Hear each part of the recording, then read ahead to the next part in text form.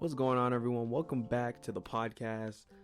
I'm a little happy today. Nothing sports related, nothing like that. Got me and Gioni a couple of new mics, some crispy mics. Hope the audio does sound a little bit cleaner and all that good stuff. Hope just the steady grind. I want to be able to invest more in what I like to do, and I like doing this podcast. I think it's fun, but I'm looking to expand on it. You guys know that's very well documented on this, but just running to me this week. I hope you guys are enjoying yourselves on this beautiful Sunday in June. June's almost over. June, halfway through 2021, and I can at least say I'm glad that it seems like the world's starting to begin to get back to normal. Full crowds at playoff games and just regular baseball games. Like right now, Fenway is probably rocking because the Sox are up on the Yankees 6-0. So it's a good day. It's a good day for me, at least. So, but just being able. I remember I was grabbing me some lunch yesterday, and I went to, it was a sub shop, and I see people just I just saw one couple in there, and they were eating, enjoying themselves in the restaurant. So that really was like, hey, it really told me, hey, things are starting to get back to normal a little bit. Granted, it seems the virus is still out and about. Don't get me wrong. It's not like it's gone forever and all that. It's a whole lot of controversy around it, and it's too much to dive into, at least for you guys. You guys don't come here to talk political stuff, and yeah, it's cool to get your opinions out there and all this, and get your opinions out there, and it's cool for everyone to be able to have a voice, and that's cool. It's just I usually want to keep that stuff to the side because this isn't the place for things like that. But I just like to see that we're progressing, and at least to me, it feels like we're progressing. But yes, I digress. Yes, digressed. On-site podcast is the best.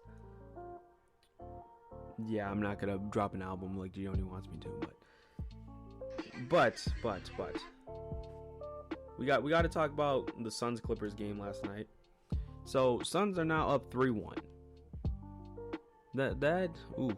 And it's funny because Chris Paul even said that 3-1. He doesn't even want to think about the fact that his team's up 3-1 because it brings back PTSD, which I thought was pretty funny. Yesterday, watching the game was full of laughs for me, and it's crazy to think about how low scoring of a game it actually was, because I believe the final score was in the 80s, and in today's league, you don't usually see that kind of thing going on. And yeah, it's nuts just seeing how the kind of prolific scorers we have, and how guys have been on tears throughout the playoffs. PG played great, even though I don't get why it seems a lot of people are getting the Ben SImmons syndrome. At least when it comes to clutch free throws, Ben SImmons got scared and when it comes to just free throw shooting in general. But yeah, it came down. It's crazy to think that between the last 10 seconds of the game clock, it took the game to finish maybe an extra 10 minutes, maybe more, maybe less, to actually finish, when there was just 5 seconds left because all the reviews and timeouts and all the stoppage of play and all that's the stuff that would get fans annoyed, and I'm one of them. And that's when it comes to people saying basketball so is fast paced. It's fast paced up to when there's a stoppage in plays near the end of the game, and I get it. You'd rather have it near the end of the game, I guess, than to have it through, like, sporadically throughout the game, or if the game is just based on patience. But yeah, Suns up 3-1, and I don't know. I know Ty Lue's remained optimistic about it all. Do I think Kawhi is going to come back is a big question for everyone. Or at least the whole premise of if Kawhi Leonard, since Kawhi's out with the knee injury. I don't know if it's how serious the injury really is. However, I believe that if LA really feels that they need Kawhi. Not even if Kawhi, because I don't know if Kawhi wants to compromise himself. I feel if it's up to Kawhi, I think he doesn't play.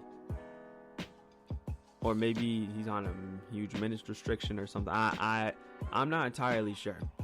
If Kawhi thinks the season's washed, then I guess. But I think if you have a chance to make it to the finals, I believe they'll try to hold out, trying to get him back. Or he will try to hold out. If there's a chance he plays, then I guess he'll take it.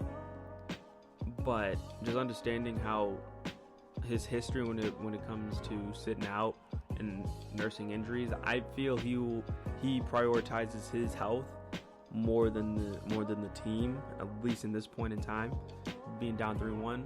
I believe if they were down 2-2, or the series was tied 2-2, maybe they take a little bit long. They try to. It's not so much pressure on him to come back or to suit up for the Clippers. And that would kind of leave the door a little bit more wide open to him to return for a game 5, game 6. Because I believe if it's a whole plan for them, I think they want to hold out. I don't think he plays next game unless they honestly believe that they have a shot to truly win the series right away. I mean, obviously they would probably believe that they can win the series, but I believe if they can get a 1 win, if they can just extend the series 1 game, then that makes it a huge, even bigger possibility, because I believe he would be more, I could see him more returning for a game 6 than returning for a game 5, no matter how that they're down 3-1. But we just all gotta wait and see. But again, I don't know how serious the injury actually is, so maybe he returns, maybe he doesn't. But hey, the Clippers made it to the conference finals, so for their sake, I said they made it to the conference finals. They beat the Jazz. I don't remember if I made a take on who would win. I believe I said the Suns or the Clippers. I don't know, but either way, I'm more in the boat now of I would be excited to see a Hawks Suns finals, but I mean, at this point now, it's just, hey, best team makes it. I know there was a lot of not questionable decision, but there was a lot of surprising play out of Reggie Jackson. PG was doing his thing, how he should be playing. How I said this before, PG should be playing like this. He should be He should be the second best player on the championship team right now. He has to play as the best player on the championship team right now, since Kawhi, their best player, isn't there. Devin Booker fouled out. Who else fouled out? PG did foul out. And, I mean, shoot, props to Devin Booker for playing through a damn broken nose. Like,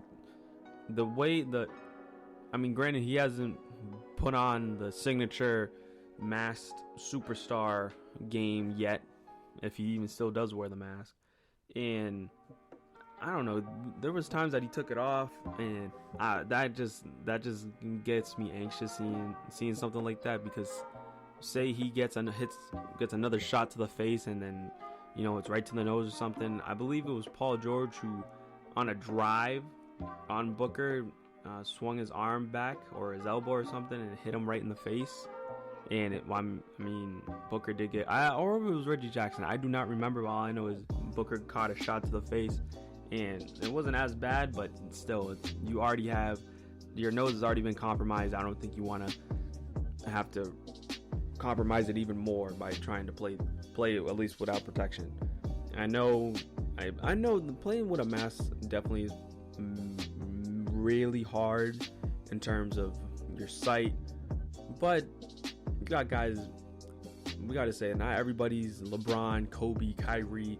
Those guys, when they have the mask, they, for whatever reason, just turn it up to a different level. Not everybody's like that. And you got Rip Hamilton, who wore the damn mask for his entire career, and that was his signature thing. But the Suns are up 3-1. Booker they're a game away, and I feel the most pressure. I mean, there's really more pressure on the Suns, most definitely, because they have to close them out. The Clippers really don't have anything to lose, because they made it to their first conference finals. They finally did it. They finally broke that curse. Now they show that they can make it to the conference finals. What happens after this season, who knows? There's a lot of stuff can happen throughout the offseason. But more thinking on the fact of I don't know how far the series goes. If Kawhi comes back for Game 5, then I can see it going a few more games, or maybe even going up to 6 or 7. If Kawhi comes back and he plays if he comes back nearly 100% and plays well, because everybody in the playoffs at this point is going through injuries, nagging injuries and whatnot, but you got to play through it for the sake of your team. And yeah, I don't know. I feel it all hinders on it whether Kawhi comes back or not. But damn it, the damn Clippers have been playing with a whole lot of heart. So that's something that you haven't seen from previous Clippers teams. When it comes, because they came back from a 25-point lead. You got guys who are hitting big shots, and they fight till the end. So as long as it's not no blowout or anything like that, I feel if at the worst they're gonna go down fighting. But yeah, I guess enough talking about the Western Conference. I would like to see the Suns in the finals, just to put it clear cut at this point. I would like to see Phoenix in the finals. I would like to see Chris Paul at least have one chance to battle for a ring in the finals. Now, which team they face in those finals, if the Suns are able to close out the Clippers, that remains to be seen. But I mean, it's starting to lean more towards Milwaukee after Game 2. So, but Game 3's in Atlanta. If Atlanta, they already stole the game. They already did their job. So Game 2, that's cool. You get dropped off. That's fine. It depends how they play in Atlanta in front of their home crowd. That's usually now home court advantage is more important now in terms of seeding and whatnot. They stole the game. There you go. You steal the game. Now you got to do your job at home. If they can go back to Milwaukee 3-1, or I believe it's if they could win both games at home, because at this point now they don't even need to close them out in Milwaukee. All they have to do is just win their home games and they're in the finals. And people were so quick to start lighting up the Hawks and whatnot. We got to remember the Hawks are a really well suited team, and they went through a coaching change halfway through the season. And I mean, granted, it was more of an upgrade anyway, but what I say to this, they're under no pressure at all. They got no pressure because people weren't even expecting them to make it this far.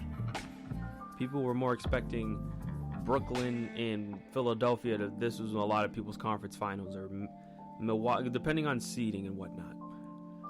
But people weren't expecting the Hawks, of all teams in the East, to make it to the not the finals, to the conference finals anyway, because they beat New York, which I found was really funny, and I'm kind of glad that happened, because the New York Knicks fans can sit down, and they beat Philadelphia. Again, Philadelphia fans, y'all can sit down and have Ben Simmons learn how to shoot. And just a quick side note when it comes to Ben Simmons, I saw a few highlights of his in the summer league, and this dude, and this is when he was a rookie back in 2017, I believe. This dude was hitting deep mid-range jump shots and whatnot. And I'm thinking to myself, what the hell happened to this guy? Because if he was even how DeMar DeRozan is, but granted DeMar DeRozan is probably the best mid-range scorer in the game. Dude doesn't solely rely on threes. He can hit them, and he takes them sometimes, but he doesn't. That's not where he gets his money. So if Ben Simmons can even develop more and more of if you look back at the summer league when he was in it and the jump shots he was hitting and whatnot, and where he was taking them from, if he played like that, even if he played like that, he would be so much more deadly. Just being a deadly mid-range scorer. If you could take somebody out from out there, now he's just scared to shoot in general. And it's definitely a mental thing. I don't believe it's he can't hit them. He doesn't want to take them because he's so subconscious about it. I wonder what gets to him about it. Quite honestly, I wonder what is it be how he would be received for taking those shots, or he doesn't want to get lit up and get put on Shaqtin' a Fool for taking those shots and whatnot. There's a difference between Ben Simmons shooting a mid-range jumper and you see Joakim Noah shooting a mid-range jumper. Joakim, that's not your job. Ben Simmons, that's your job, to be able to score and create. You create for your teammates, cool, but you need to create for yourself a little bit, because yeah, you can do a Giannis situation. Giannis took his time shooting those jump shots and shooting those threes and whatnot. I just want to see Ben Simmons take some outside shots, not even 3-pointers, but just outside the paint. Just have some sort of jump shot, please. That's all I'm asking for. Because I feel if I would actually enjoy watching Ben Simmons play. Even then, he was a joy to watch when he was turning it up. But the fact that he's only a one-trick pony on offense when it comes to actually scoring and whatnot, because yeah, he's a great passer, and we know what Ben Simmons is good at. It's what we want to see him improve, because people were saying that he hasn't improved little to at all in terms of an offensive game. I get it. If anything, he regressed because of the fact he doesn't want to take jump shots. So I understand all that. That's something that he really has to work on, or whether he gets traded to a different situation. And I believe Philadelphia says we ain't trying to trade him, but it's more. I feel everyone takes that as Philadelphia saying we're not just gonna trade him for nothing. We want something substantial for him. We'll listen to phone calls, but don't be surprised if we say no. That's what I took away from when Philadelphia said that. But yeah, going back to the Hawks and Bucks. The Bucks, I know people want to see Suns and Hawks, and quite honestly, at this point, I'm just glad that we can see some of these teams that people overlooked, or some of these teams people gave no shot to, in terms of Phoenix, the Clippers, the Hawks, and I know people had the Bucks until the whole Kyrie and KD three-headed monster with Harden out in Brooklyn and whatnot. And I already talked about that whole situation with Brooklyn, but in terms of quote-unquote smaller market teams, or teams that don't get as much love even though they have great players on their teams, or in the Clippers case, they're the little brother in terms of their location, because you got the Lakers out there, and there's so many California teams. It always boggles my mind. But people saying that the playoffs are boring because of the small market teams, and I've heard that. I've heard people, and I've seen comments about it. All these small market teams, the playoffs aren't as enjoyable. That's a lie. If anything, it makes them more enjoyable because these teams are hungry. And every team has either yet to win a championship, or each one of these franchises are yet to win a championship, or they're yet to even compete in the finals, or they haven't won a championship in God knows how long. Atlanta, I believe they won the championship. I believe Atlanta hasn't won the championship in a long time. Phoenix has never won. Obviously, the Clippers, this is their first conference finals. And the Bucks haven't won since, I believe, the Kareem Abdul-Jabbar days. Or even earlier than that. I'm not sure. However, that's why I say these teams are hungry, because when you really think about it, people say and players say you don't know if you're ever going to get this opportunity again for the rest of your career. Certain players, I doubt that. But in terms of teams, I'm not entirely sure. Atlanta, I'm not sure you will see Atlanta in the Eastern Conference Finals this time next year. Milwaukee, maybe. Or if anything, they have a good shot. But Atlanta's going to get taken more seriously. And yeah, it's just because, I don't know, Phoenix, it depends. Again, I don't believe we'll see this combination of teams. All four of them, I don't believe they'll make it to the conference finals again. It depends. It all depends. But right now, I should be more focused on what's happening right now in the playoffs right now. I feel we could talk about the off season next season when the playoffs are over. I would like to see Hawks and Suns, because that would just be fun to watch. Not to say that the Bucks would be fun to watch in the playoff, or in the finals, I should say. I would want to see Giannis have a chance to fight for a championship. And do I believe that this is the best chance for the Bucks to win the title in Giannis's tenure? It depends, because we don't know, but for the next 5 years or so, I feel right now, just in the moment, yes, because you have the best player in the playoffs now. The best player, technically the best player left in the field is Giannis. That's exactly how it is. There's nothing technical about it, I should say. He's the best player still in the playoffs. And Drew Holiday's been doing Drew Holiday things, and Middleton obviously he's been on and off. He's had some great games, had some forgettable games. However, the Bucks, I feel they beat their biggest obstacle in Brooklyn, but that's not to say, I mean, they really had a hobbled Harden, and Durant was going God mode, but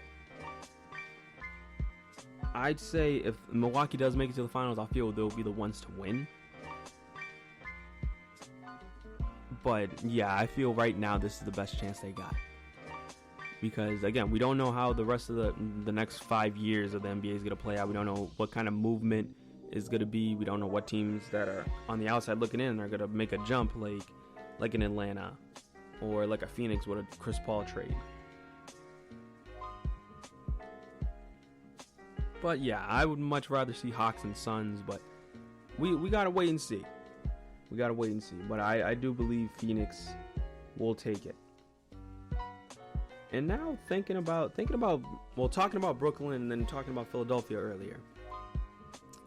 I believe, because actually let me set the context. I saw on Instagram, Colin Cowherd, his Instagram page for his show on Fox. It was, or not Colin Cowherd, it was Nick Wright. I'm tripping. Nick Wright, he said that a Kyrie Irving for a Ben Simmons trade will make both teams better, but we know it would not happen. I believe, just thinking about that, I believe he's right. Do I see? Let me just get this straight.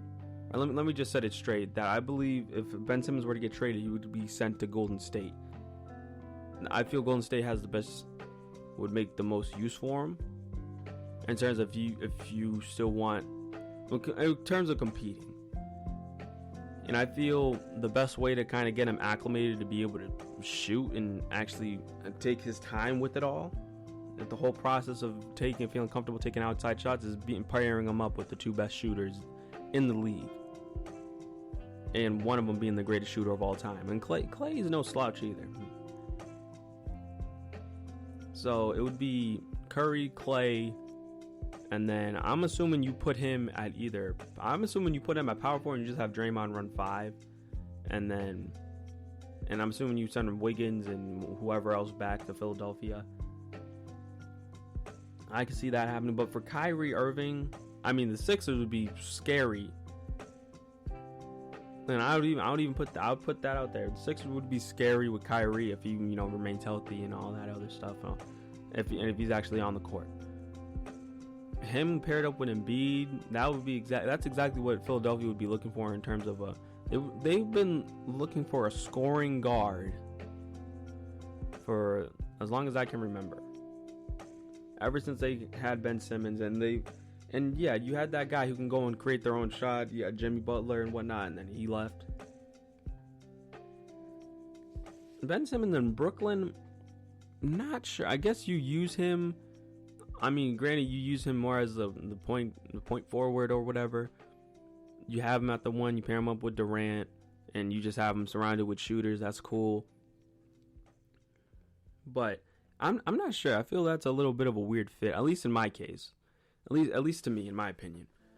I feel Golden State, that's one thing, but in Brooklyn, I'm not sure. Maybe it works, or maybe it's something I'm not seeing.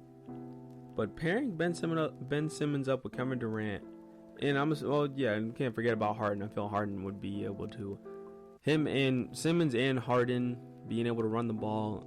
I feel having Harden there would help Simmons a lot. But just, I don't know. I guess I'm starting to see it now would be a good fit for both teams. But, I don't know. Ben Simmons in Brooklyn just sounds weird. Him and Golden State sounds a whole lot better. At least to me. Again, I don't know if he even gets traded come next season, but it is what it is.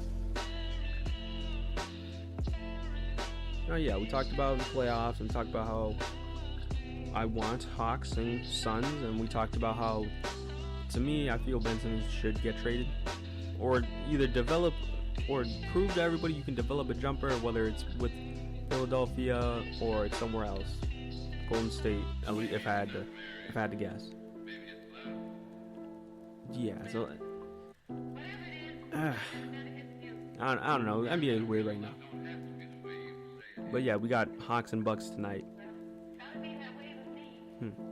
I don't know. I feel Hawks are gonna definitely again, just to wrap it all up at least on the NBA side of things. Hawks need to take care of business at home after game 2. Ben Simmons need to get that jumper, whether it's with Philadelphia or with whatever team gets traded to. And Kawhi, if Kawhi comes back, then Clippers could very well make it a 6-7 game series, or take it 7 if Kawhi comes back. But on to baseball, and in terms of just what the hell's been going on, and I'm gonna talk about my MVP predictions right now, just to talk about it a little bit. I feel it's a bit of a two-man race for the National League MVP, and it's Jacob deGrom from New York, and Tatis. I believe it was last night. Dude popped off. I believe went 4 for 5, hit 3 homers, and yeah, just seeing how San Diego is full crowd and all, and Tatis is the franchise player now. It's absolutely insane how crazy fans get, and seeing all the fan interactions with each other now, just fans fighting each other and whatnot. I feel all that pent-up energy, because keep in mind, quarantine was technically a year and a half of no fans, of pretty much not being able to go to a whole lot of places, things of that nature. And you got fans now fighting, going viral. You got the Suns and 4 guy. There was a San Diego Padres fan that it was the Padres versus the Dodgers in San Diego. Padres swept the Dodgers, and Mans flipped off the first Padres fan he saw, which I find that to be funny. It's all in good fun, and then you got folks trying to fight each other. That's one thing, and then all in good fun, trash talking. That's cool. But then when you guys start throwing hands with each other, that's a completely different story. That ain't about the sport anymore. That's gang warfare. But yeah, we got Tatis, who's just been popping off this year at 22 years old. I always lean towards the offensive player to get MVPs and be able to be front runners. But if a pitcher like Jacob deGrom is being as nasty as this guy has been, and still because in the National League pitchers are still the ones that hit. It's not like the American League with designated hitters. He's hitting above 400. So as a pitcher, granted he only hits every 5 days. It's just like when he pitches, but the dude is just on a warpath in terms of just being absolutely filthy on the mound, carving up teams left and right. So I would say right now, if Jacob deGrom continues his tear, then I feel he'll take it. And I believe he would be the first pitcher MVP since Kershaw in 2014, I believe. I'm not sure. I know Clayton Kershaw, I believe, was the last pitcher to win MVP. If I'm remembering that, or I could be wrong. Or was it? I'm not entirely sure. I'm not even. Maybe.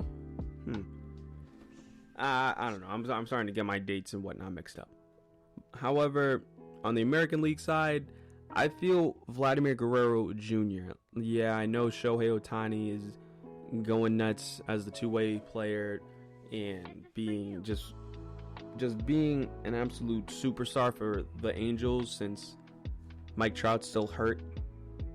But I feel Vladimir Guerrero Jr., I feel this guy's going to post up a 50 home run season. 50 or one of these years. And just even talking about the amount of home runs that these guys are hitting a few weeks away from the All-Star break, it gets me thinking about some predictions that I can make for the next couple years. And that would be something I'm going to dive into later, some milestones and whatnot that I feel could happen within the next 5 to 10 years. However, right now I feel it would be Vladimir Guerrero Jr. in the American League, and it will be Jacob deGrom in the National League. And yeah, you got guys like Jesse Winker in Cincinnati for the National League, and those guys, there's plenty of players that have great seasons and are having great seasons right now, but I feel some of these guys are just going to fall off come the second half, while I feel a guy like Vladimir Guerrero Jr.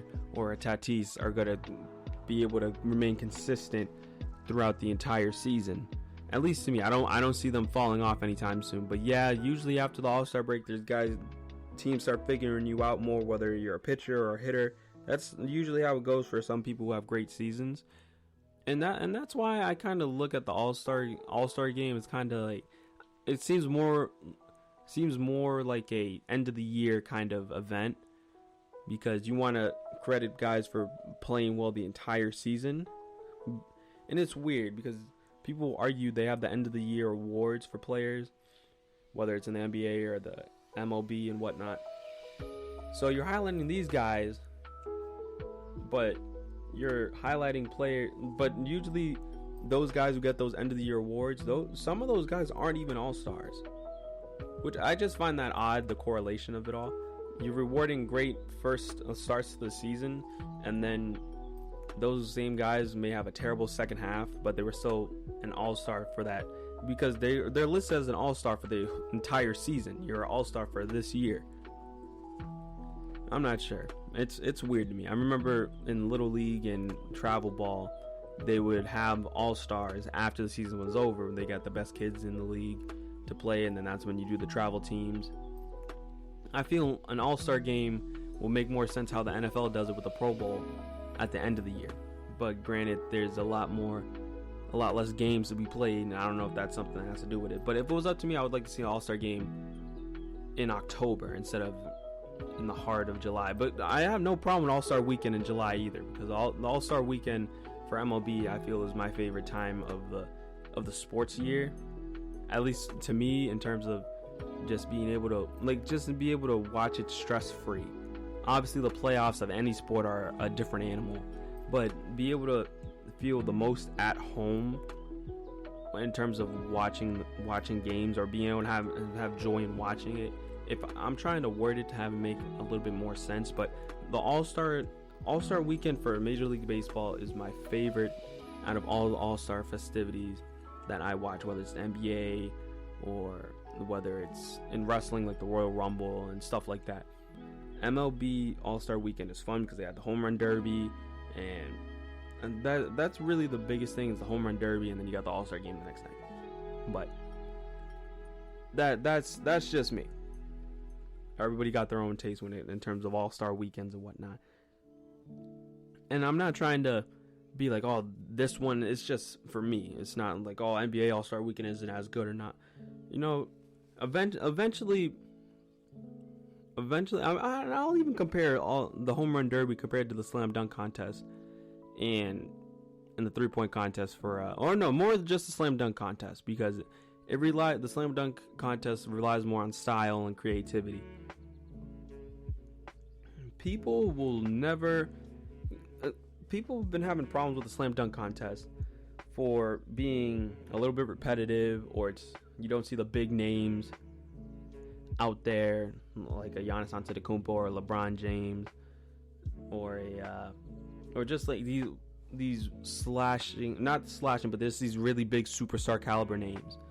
In the Home Run Derby, you've seen guys like a David Ortiz won one. You've seen, I believe, Prince Fielder has won one. And sometimes there's years that they don't have the biggest of names, but that's when guys go to make a name for themselves, and it sticks with them. Like, you can say, yeah, he's a Home Run Derby champion, or he's a Slam Dunk champion, but then that's not really something people take into account for your entire career. If it's one of your career highlights, they're obviously gonna honor you for it. But you see, that's where young guys go to make a name for themselves. You had Kobe, you had MJ. Granted, these are some of the greatest players of all time in the NBA. You had Vladimir Guerrero Jr. absolutely pop off. You had Giancarlo Stanton pop off. That's where those types of festivities, I get it. You want to get guys who are young and hungry, but I want guys to be able to look at those kinds of events to make a name for yourself and then carry it on. Now you have eyes on you. Now you push it forward and you create a reputation for yourself. I find that the home run derby is a lot more entertaining to watch than the slam dunk contest, because to me, you start to see not the same old dunks or the same exact dunks, but you see the same style of dunks. And I don't know, seeing like having judges or having just a panel of judges, I don't know, especially with the whole Aaron Gordon thing, I believe 2 years ago. I don't know, the slam dunk contest is still fun to watch. It's still fun to look back and seeing the dunks that are iconic now, Vince in 2000. In baseball, the home run derby, just seeing the distances and just seeing where the ball flies is absolutely insane how these guys can do. And keep in mind, that's definitely a lot harder. Not to say that neither one of the events are easier or harder than the other, but if you're a major league player and you're an NBA player, a home run's a lot harder to come by than a dunk. Obviously, the last couple of seasons for MLB, when they juiced the balls and the balls were flying out of the ballpark at historic rates, that's one thing. But if you are an average NBA player, average height, just completely average, you can dunk. And you see a good amount of dunks in a game. There's times in baseball you don't even see it. You don't see the ball go out. That, like, for a span of a whole game. But just seeing how these guys can just make the ball just hit the ball the way they do and see where the ball lands and how it's just crazy. I feel it's a lot more lively in terms of just the event itself. But that's just me, and it may be some bias because me being a baseball fan and all. However, I don't know. I feel it's a lot more excitement in terms of the home run derby, and I feel it carries more weight for certain players, because you see a lot of those guys who are known for hitting homers, and then you have guys who made a name for themselves in the home run derby, and then it carried on with them to have a successful career. But yeah, I feel those types of festivities should be. They should be the proving ground for the young and hungry, and yeah, get some star power in there to make it a little bit more entertaining to watch. You want to see your favorite players compete in those kinds of events, like a Steph Curry in the 3-point contest and whatnot. But yeah, in the final segment, well, we're just pretty much wrapping it up in the kind of the final topic, and then we'll talk about some miscellaneous things, but I would say right now, just some spicy opinions for the NBA and the MLB in the next couple of years, because this is something I can just have a whole episode on its own. So I would do one for each sport. The NBA, I feel in the next 10 years, we will see, because I feel it's a whole lot harder we'll see in the future. In the NBA, we'll see someone break. I believe somebody in the NBA, or somebody who comes into the NBA in the next 5 years, will challenge Wilt Chamberlain's 100 point in a single game record. And I'm not saying they'll break it. I'm not saying it will be broken, but I believe that we'll either see that, or we'll see in the next 10 years, we'll see a team three-peat. Don't know what team would be, but I feel in the next we'll see, I feel, and if I have to choose between the two, I feel you'll see a three-peat a lot more. It's a lot more likely to see a team three-peat than to see the guy get 100 or 101, I guess, if you want to break the record. I don't know what team it would be, but I feel there will be a team that would three-peat. But in And it's pretty much more on the offensive side of things because I feel and for the MLB anyway, I feel kind of teased it a little bit earlier. I feel in the MLB we'll see somebody break the 70 home runs in a season. They'll break Barry Brown. I believe actually Barry hit 71. And I feel somebody will break. Just seeing how guys have been absolutely mashing the ball, even if the ball isn't the same as in previous years, but you had guys like Giancarlo Stanton hit 59, and I believe that's the most that someone's hit since Barry Bonds, since the 2001 season. And I believe somebody could do it. I don't believe it would be Giancarlo, or I don't believe it would be somebody like a Aaron Judge or some like one of those big power bats. Like I feel it's more somebody who's a more complete hitter. Like Vlad Jr. has a really good chance, but guys who can have the ball spray, not just guys who are based on power and just tally up a ton of strikeouts, because at that point I feel you're pretty much going for 3 true outcomes. You're either striking out, walking, or you're hitting a homer. And I feel that's pretty much my opinion on that. If somebody's gonna break the record for either the 100 points in a game or breaking 70 home runs in a season for MLB, I feel it's gonna have to be somebody who's more of a complete player, not just somebody who's known for one thing. Somebody who can get to the free throw line, somebody who can shoot threes and hit jump shots and get to the basket and has a good handle and whatnot. And obviously I feel Kevin Durant, Kevin Durant build, somebody built like that would probably have maybe the best chance. And even if I feel KD probably would have the best chance to break that if he was up for it, or if that's what he was looking to do. Or not even looking to do, because that's not something you really want to plan for. You don't want to plan, I'm going for 100 this game. But somebody like a Kevin Durant, somebody like not LeBron. I never would look at somebody like, oh, you want to be built like LeBron to go for something like that. You want Kevin Durant because Kevin Durant is the best scorer in the league. Just scorer. If you need somebody to give you 30 in his sleep, that's Kevin Durant. Somebody like Kevin Durant, damn near 7-footer who can take somebody off the dribble, hit threes, hit tough shots, get to the free throw line. And then somebody in MLB, a lot more of a pure hitter, a guy who can get on base, a guy who can hit for power while having a really good eye. Like, I don't believe it would be somebody like a Mike Trout or anything like that. It's a guy like a Vladimir Guerrero Jr. or a Tatis, or it's just somebody who's more complete, not somebody who's gonna strike out a ton for you. But hey, there's even then, like Stanton had damn near 60 in 2017. So if you get on a hot streak, you get on a hot streak. But I don't know. It's just fun stuff to think about. Just seeing how the games have progressed and how players are beginning to grow. Just how the young guys are coming up and being a lot more valuable to their teams right at the start or between the first 2 to 3 years. Both leagues are in good hands. And I believe the ensuing draft classes are going to be a lot more valuable, and people are going to look at them like, damn, these kids nowadays are just coming to the league their rookie year and balling out.